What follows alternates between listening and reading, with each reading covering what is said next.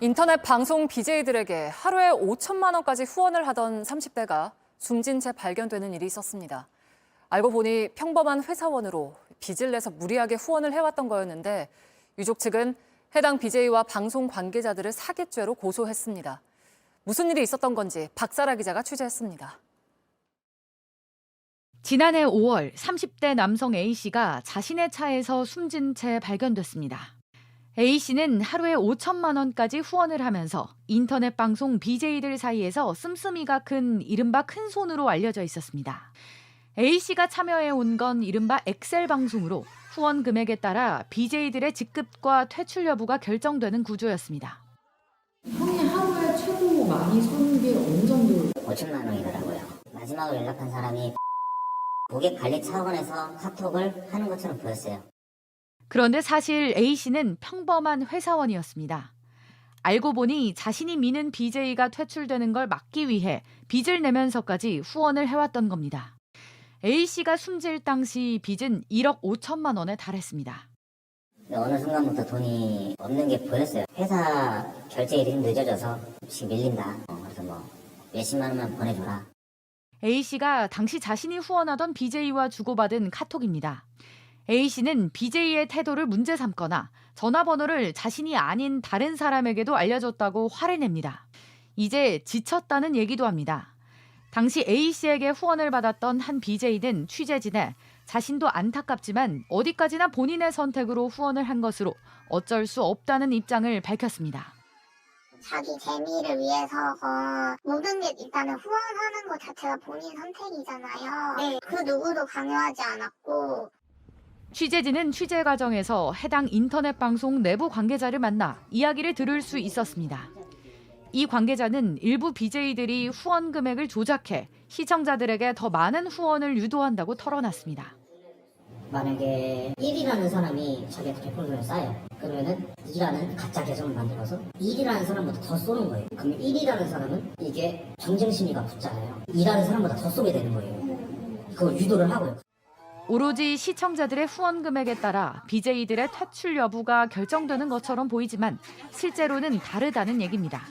BJ들의 말은 엇갈립니다.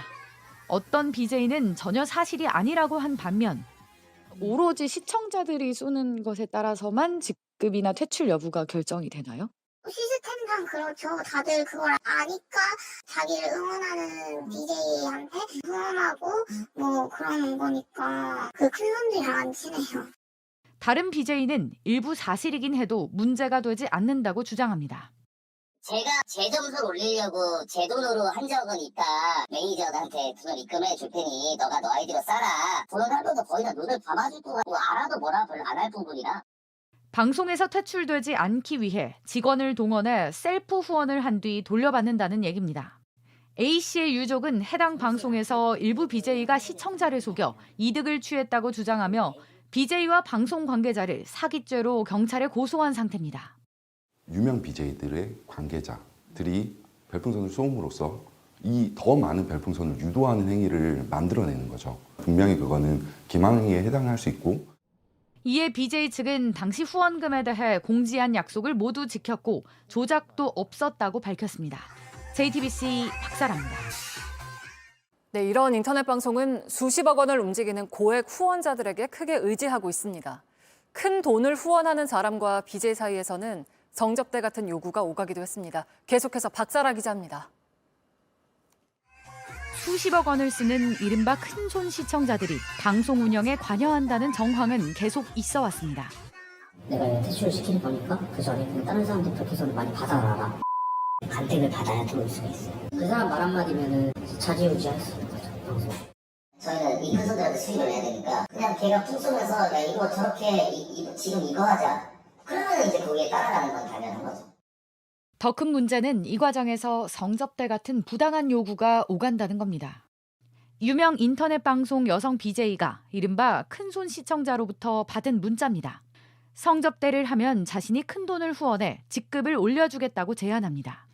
해당 BJ는 거절했지만 이 같은 일은 적지 않습니다. 취재진이 입수한 해당 방송 관계자들끼리의 대화입니다. BJ가 큰손이 자신에게 성적인 사진을 보내달라고 했다고 토로하는가 하면 큰손과 접대 자리가 밤새 이뤄졌다고 말하는 내용도 있습니다. 그 큰 손 한 명에 의해서 그런 접대 자리가 만들어지고 그 여자들도 부르는 접대 자리가 이루어져. 그냥 만나서 그냥 술 한잔 먹고 형님 감사했습니다 하면서 이렇게 하고 괜히 무슨 일에 하면서 얘 신기를 건드리고 싶지 않은 거야. 개인이 인터넷 방송에 지나치게 많은 돈을 후원하는 데 생기는 부작용은 예전부터 제기되었습니다. BJ들은 그것이 선정적이든 모든 걸 다 하게 되는 거고 그것은 결국 아프리카 TV의 수익으로 귀결이 되는 거죠. 저희가 나름대로 정책과 자율 규제를 하고 있지만 보완하도록 하겠습니다. 후원 한도를 정해놨지만 아이디 여러 개를 쓰거나 대리결제 업체를 이용하면 소용이 없습니다. 숨진 A씨 역시 업체를 이용했습니다. 이때 39만 9천 개를 쌌는데 39만 9천 개면 거의 한 4천만 원 돈 되는 돈이거든요. 하루에 3,300인가 되는 그 외부의 사설업체에 환전 요청을 하더라고요.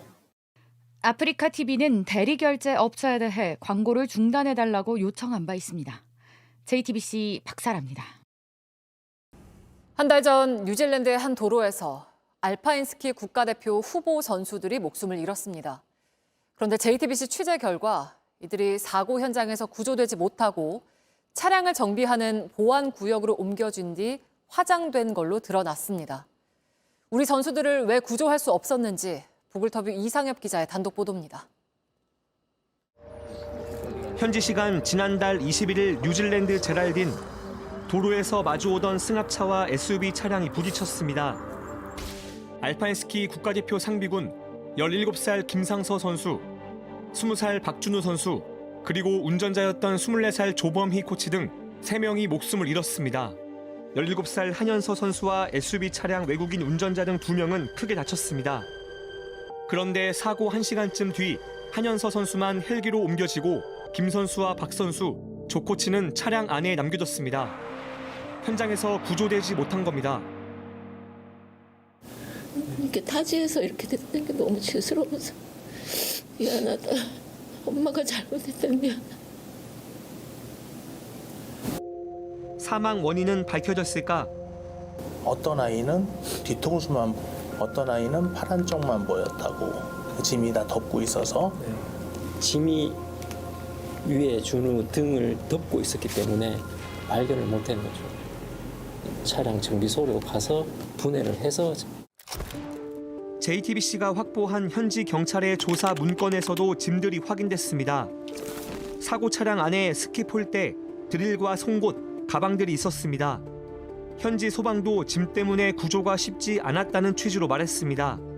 Packed with skis, poles, gear, lots of loose bags as well. Yes,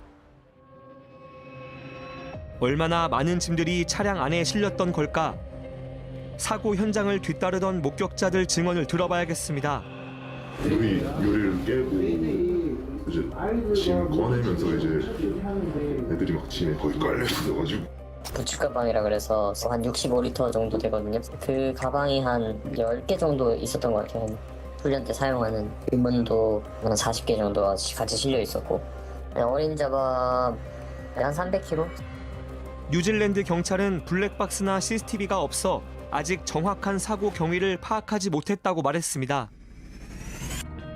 우리 정부나 관련 기관들은 어떻게 대응했을까?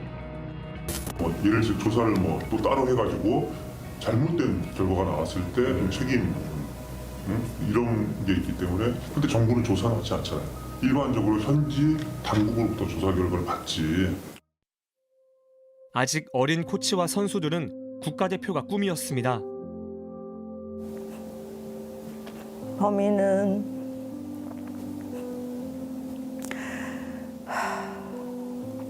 허미는 제 전부였죠.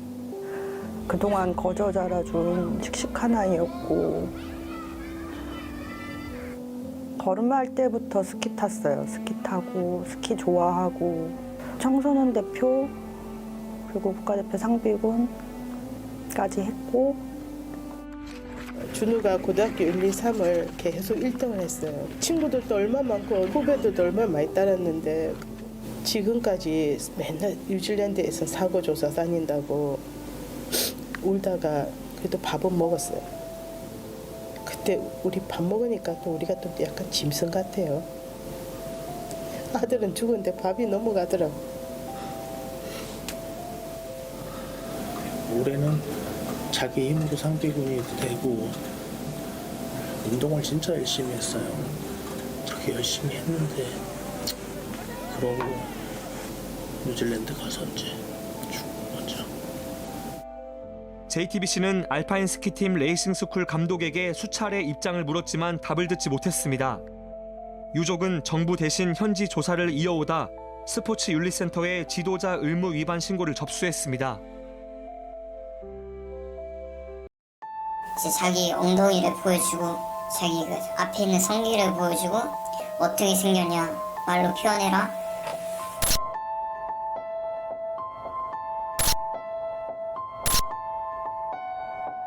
형들마다 그게 있거든요. 고양이 자세 시키고 아니 옆으로 누우라고 하고 옆으로 해서 성행위를 하고.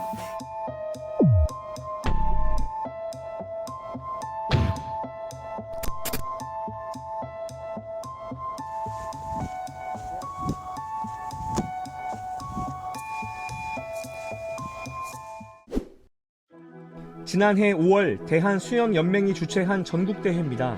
남자 중등부 계영 400m 결승, 승부를 알 수 없는 치열한 접전이 펼쳐집니다.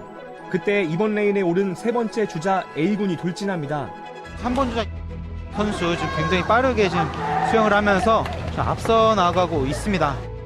A군 팀은 단숨에 2위에서 1위로 올라섭니다. 같은 해 지역대회 배영 50m 결승입니다. 4번 레인의 B군이 단 한 번도 틈을 주지 않고 금메달을 거머쥡니다. 이번엔 소년체전 저병 100m 결승, 관중석에서 6번 레인의 C군을 응원합니다. 아빠 화이팅! 오빠 게임 먼저 갈 거야. 오빠 더 빨라!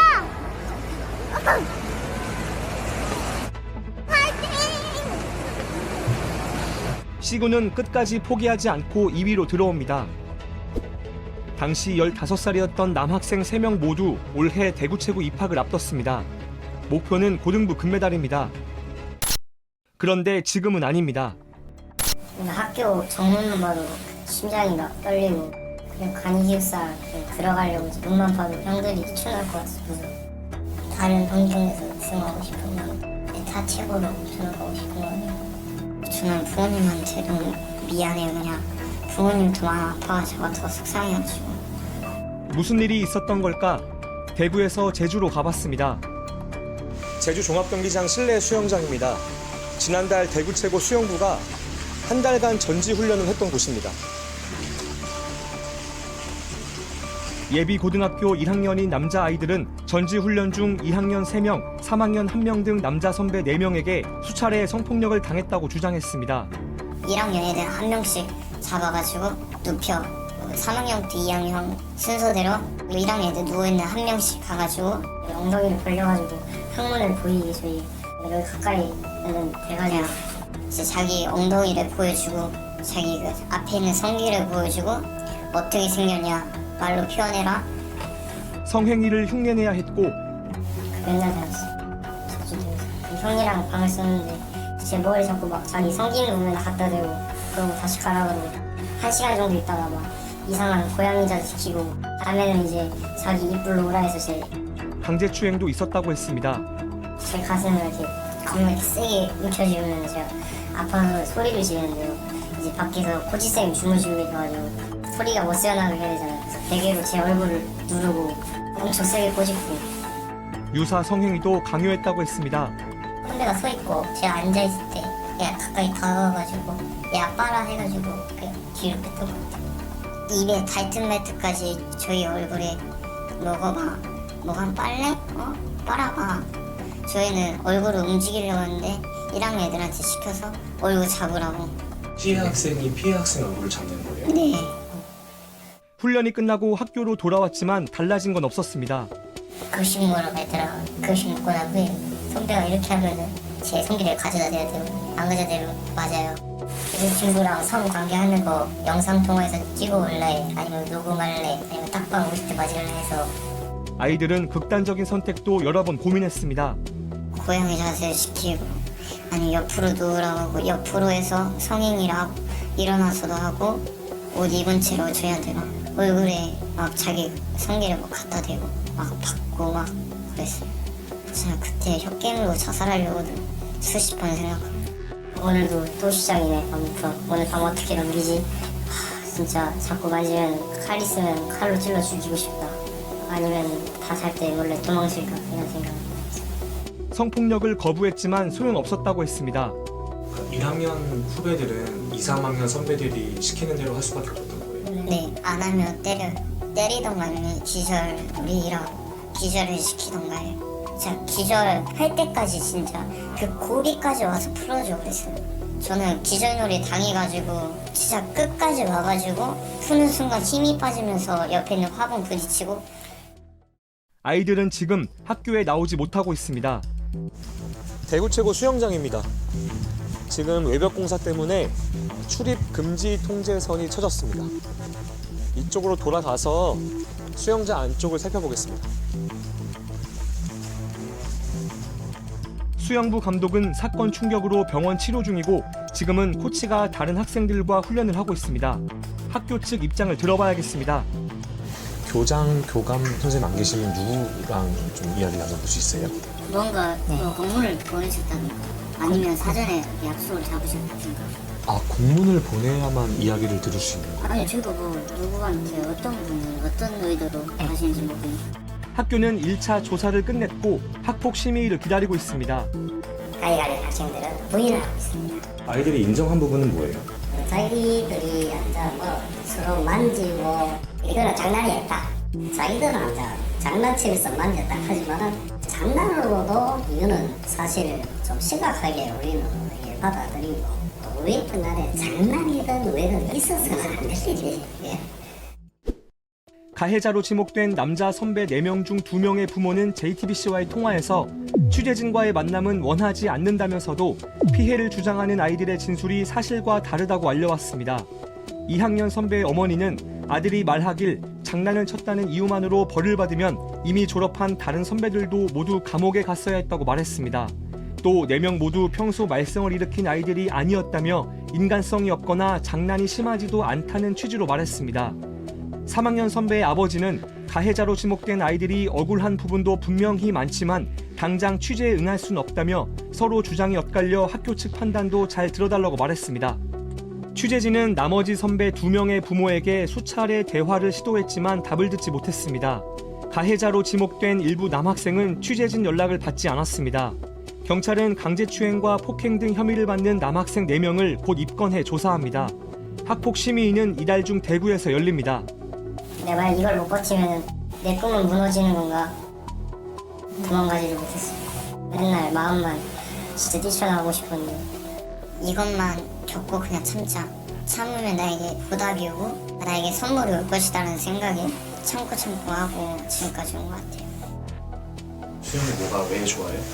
저에겐 수영이랑 그냥 하나의 그냥 보석 같은 존재 좀 뭔가 소중해요. 저에게 그냥 안전한 곳에서 이제 저희의 꿈을 향해 달려가고 싶어요.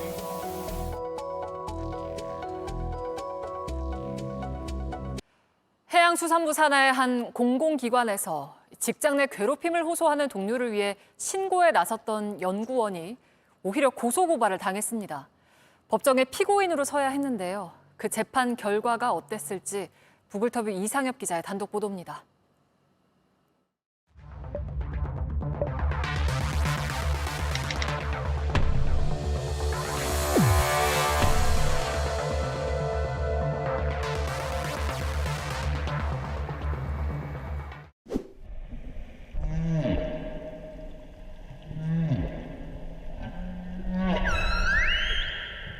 이범석 연구원은 고래를 만난 순간을 잊지 못합니다. 그 숨소리가 너무 웅장한 거예요. 날갯짓을 하면서 하늘을 나는 것처럼 천천히 유영을 하거든요. 그게 정말로 굉장히 동화 같은 모습입니다. 지금은 해양수산부 산하 공공기관인 국립해양과학관에서 일합니다.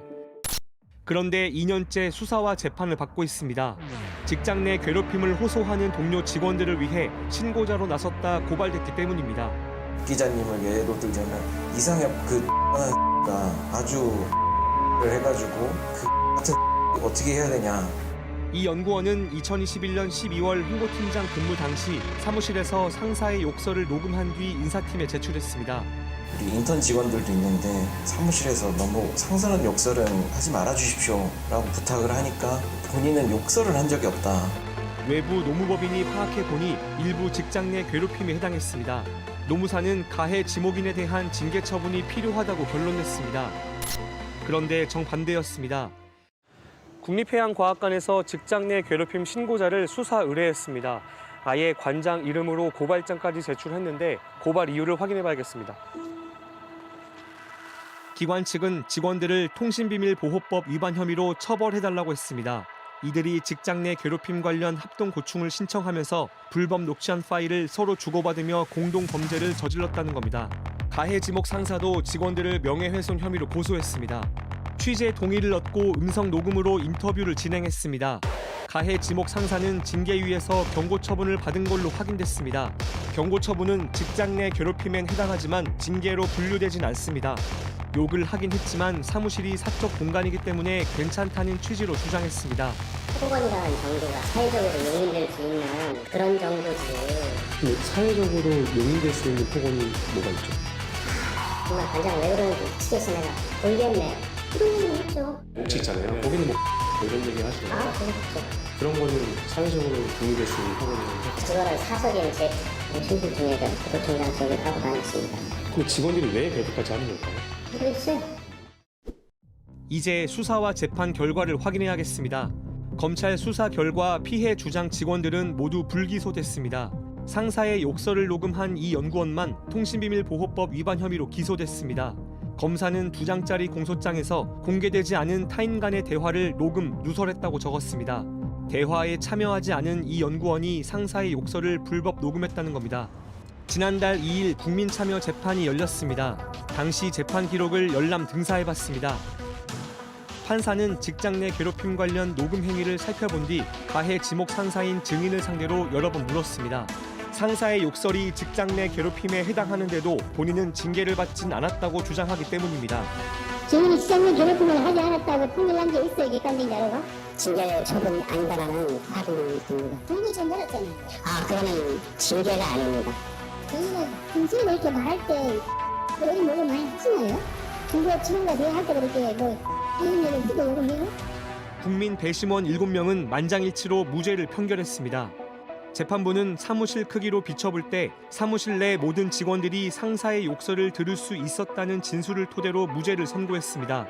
배심원분들께서 다 일어나서 이제 박수를 쳐주시고 인내하시는 분들은 본인의 목소리를 조금 용기를 내서 말씀을 해주셔야만 부당함이 변할 수 있는 계기가 되는 것이고. 이 연구원은 검찰 측 항소로 2심 재판을 준비하고 있습니다. 지난해 서울 이태원에서 20년 베테랑 택시기사가 급발진을 주장하는 사고가 있었습니다. 이 택시기사는 평소 급발진을 우려해서 페달에 블랙박스도 설치해놨었는데 저희가 그 영상을 입수해보니 전혀 예상하지 못한 장면이 담겨 있었습니다. 급발진 의심 사고에서 페달 블랙박스 영상이 공개된 건 이번이 처음인데 함께 보시죠. 이윤석 기자입니다. 60대 중반 택시 운전사 A씨의 아이오닉 블랙박스 화면입니다. 골목에서 천천히 우회전하던 순간 급가속이 시작됩니다. 차량 속도는 급격히 빨라지고 와이퍼도 작동합니다. 120m를 질주한 택시는 주택 담벼락을 들이받고 나서야 멈췄습니다. A씨는 경찰 조사에서 차량 급발진을 주장하며 브레이크를 계속 밟았으나 작동하지 않았다고 진술했습니다. 페달 블랙박스를 살펴봤습니다. A씨가 엑셀을 살짝 누릅니다. 순간 가속도가 붙습니다. 발을 뗐다가 다시 힘껏 페달을 밟는데 이번에도 엑셀입니다. 차량이 급격히 빨라지는데도 A씨는 엑셀을 여러 차례 밟습니다. 심지어 사고 직전엔 아예 엑셀만 계속 누르고 있습니다. 브레이크는 한 차례도 밟지 않았습니다. 엑셀과 브레이크를 착각하는 전형적인 페달 오인 사고였던 겁니다. 한국교통안전공단은 이 사고 연구 결과를 UN 유럽경제위원회에 발표했습니다. 위원회는 전 세계적으로 일어나는 페달 오인 사고를 막기 위해 국제 기준을 만들고 있습니다. 국제 기준을 이제 만드는 과정에서 일본은 정지에서 처음에 출발할 때 급가속에 대한 방지하는 기술을 중점으로 제한하고 있는 거고, 우리나라는 이제 주행 중에 발생하는 급가속에 대한 방지 기술을 지금 제안하고 있는 거거든요. 인간의 실수를 차량 긴급 제동 시스템 등을 통해 막으려는 겁니다. JTBC 이윤석입니다.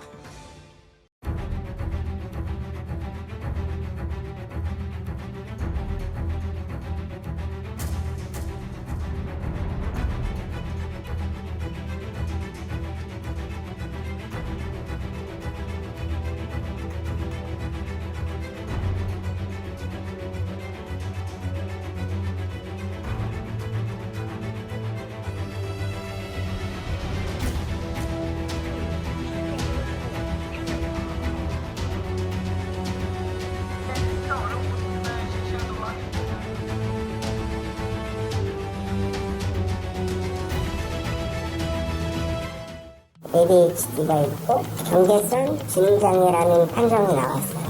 IQ가 70밖에 안 된다고 생각해요.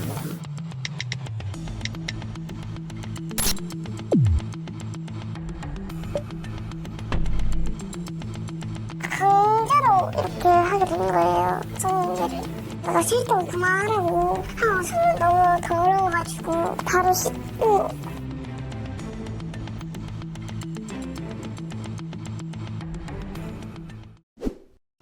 A양 부모는 지난 4월 17일 경찰에 실종 신고를 했습니다.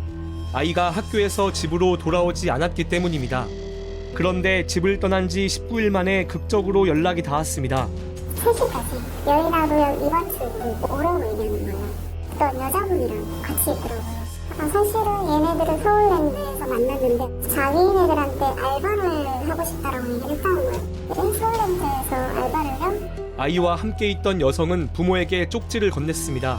쪽지를 하나 줬더라고요. 전화번호가 적혀 있었는데 저희 남편이 애들 진로 가지고 있고 그거에 대해서 설명해 줄 거다. 무슨 일이 있었던 걸까 아이를 직접 만나봤습니다. 2010년생 A양 등 2명은 여의도 한강공원에서 한 40대 남성을 마주했습니다. 저희한테 착하게 막 술에요 건네를 건네면서 너네 여기서 뭐해? 이래가지고 새벽 1-2시쯤 자기가 운영하는 오빠 노래방 같은 게 있는데 가볼래 해가지고 저는 큰 노래방 그런 식으로 비슷한 줄 알고 갔는데 VIP를 입고 여성이 접대받는 곳이었습니다.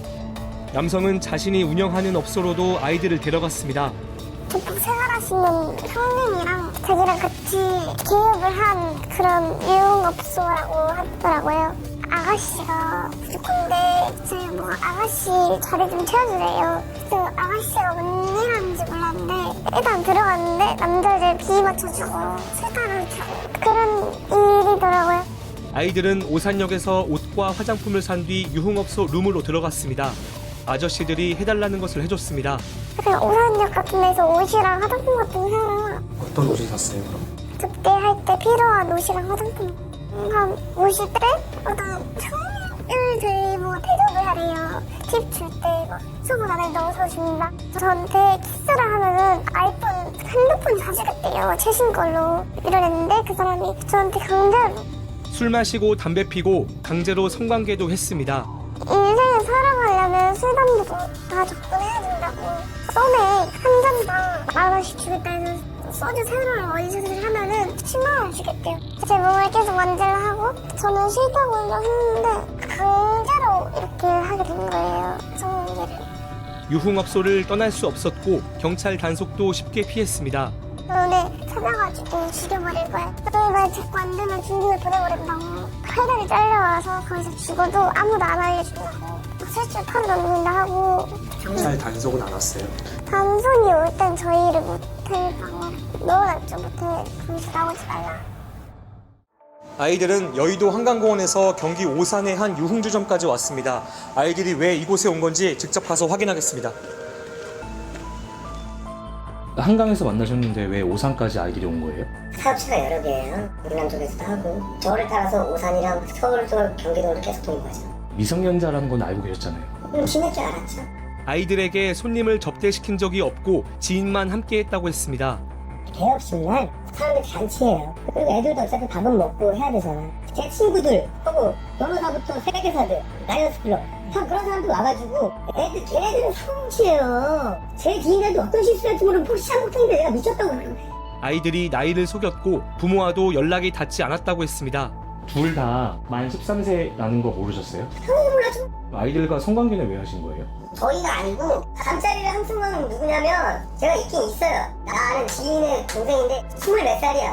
가정폭력을 당한 아이들을 보호한 것일 뿐이라고 했습니다. 아이들을 감금한 사실이 없다며 오히려 아이들 상대로 몹쓸 짓을 했던 사람들을 걱정도 했습니다. 내가 봤을 때 팩트 같은데 나는 지인한 분 큰일 났네. 저도 마찬가지고. 야 이거 손님들 모시고 손님들 너무 억당했네. 개업신랑까지만 해도 얘들이 23살이라 그랬다고.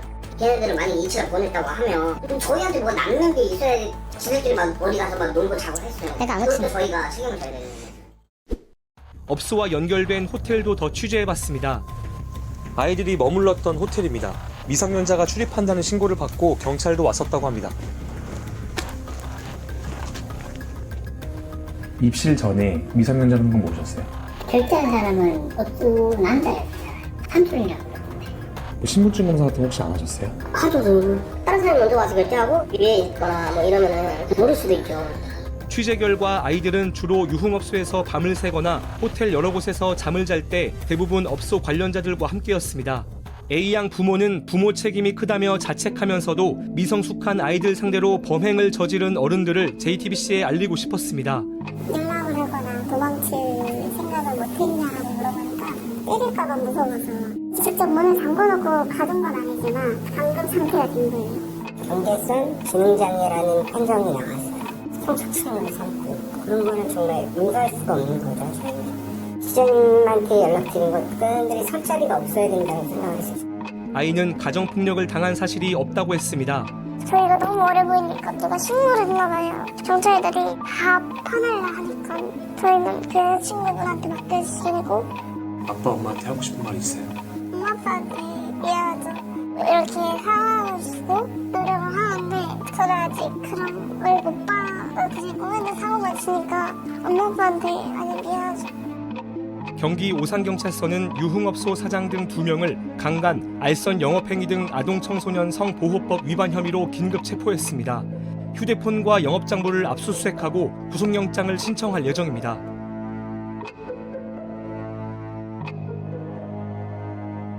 집단 성폭행 등의 혐의로 형을 마친 가수 정준영이 프랑스 리옹에서 목격됐습니다. 정준영과 대화한 제보자가 촬영한 영상을 보시죠.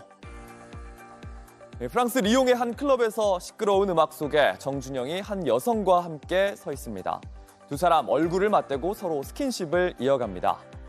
이 영상을 촬영한 제보자는 한국어를 배우고 있는데 한국어를 쓰는 정 씨 일행을 보고 반가운 마음에 대화를 나눴습니다. 그러던 중 다른 일행이 그가 한국에서 유명한 가수라고 말했고 그러자 버닝썬 게이트의 정준영이란 걸 알아챘다고 합니다. 이후 정준영과 소셜미디어로 대화를 나눴는데 정 씨는 스스로 보스턴에서 온 준 이렇게 소개합니다. 그러면서 나는 작곡가이자 작사가라면서 한식당을 열 거라고 말했습니다. 정준영이 프랑스에 있다는 사실이 알려진 뒤에 정 씨는 사람들에게 친구가 되어달라고 말했을 뿐인데 너무 실망스럽다. 이 말을 끝으로 소셜미디어 계정을 감췄습니다. 제보자는 폭력적인 말이 쏟아지는 게 걱정스럽다면서도 정준영의 근황을 알린 이유를 밝혔습니다. 그는 하나도 바뀌지 않았다면서 5년의 징역은 사람을 바꿀 수 없고 나는 그가 여전히 음악업계를 떠날 생각이 없다는 사실이 싫다고 했습니다. 정준영은 2016년 여성을 집단 성폭행하고 불법 촬영 영상을 유포한 혐의로 징역 5년을 받은 뒤 지난 3월 만기 출소했습니다. 전 남자친구에게 끔찍한 폭행을 당한 뒤 끝내 숨진 19살 이효정 씨 소식입니다. 국가수 1차 부검에서 사망과 폭행 사이의 인과관계를 확인할 수 없다고 나오면서 가해자 김 씨는 자신이 폭행해놓고도 의료사고 때문에 숨진 거 아니냐 주장하고 구속도 피했습니다. 이 때문에 유족들은 정밀 부검 결과만 기다리며 딸의 장례도 치르지 못했는데 최근 드디어 결과가 나왔습니다. 결론은 폭행 때문에 사망했다. 경찰은 바로 구속영장을 신청했습니다. 배승주 기자입니다. 동갑내기 전 남친 김모 씨가 효정 씨를 폭행한 건 지난달 1일입니다. 비밀번호를 알아낸 뒤 자취방에 침입했고 1시간 동안 때렸습니다. 크게 다친 효정 씨는 열흘 뒤 숨졌습니다. 하지만 긴급 체포됐던 김 씨는 9시간 만에 풀려났습니다. 국과수 1차 부검 결과 사망과 폭행 사이 인과관계를 확인할 수 없다고 나왔습니다. 그러면서 김 씨는 효정 씨가 사망한 건 의료사고 아니냐고 주장했습니다. 우리 아들 내놓은 자식이고 처벌을 하든지 말든지 그거는 그쪽에서 알아서 하시라고 그래 얘기하더라고. 그 말 듣는 순간 막 우라통이 터지더라고. 그런데 상황이 반전됐습니다. 국과수가 정밀 부검했더니 폭행 때문에 뇌출혈이 발생하면서 사망에 이르렀다는 결론이 나왔습니다. 효정 씨를 치료한 병원과 경찰이 사인 분석을 의뢰한 병원에서도 같은 결론을 내렸습니다. 한 달여 전 피의자를 풀어줘야만 했던 경찰은 어제 구속영장을 신청했습니다. 상해치사 혐의를 적용할 수 있었습니다. 한 달 넘게 딸 장례도 못 치른 엄마는 울었습니다. 여기 놔두고 어떻게 가니? 엄마가 꼭 네 눈감을 수 있게 잘 갈 수 있게 해줄게. 효정 씨 사망 뒤 긴급 체포를 불승인했던 검찰은 영장실질심사에 이례적으로 피해자 부모를 직접 출석시켜 발언 기회를 줄 예정입니다. JTBC 배승주입니다.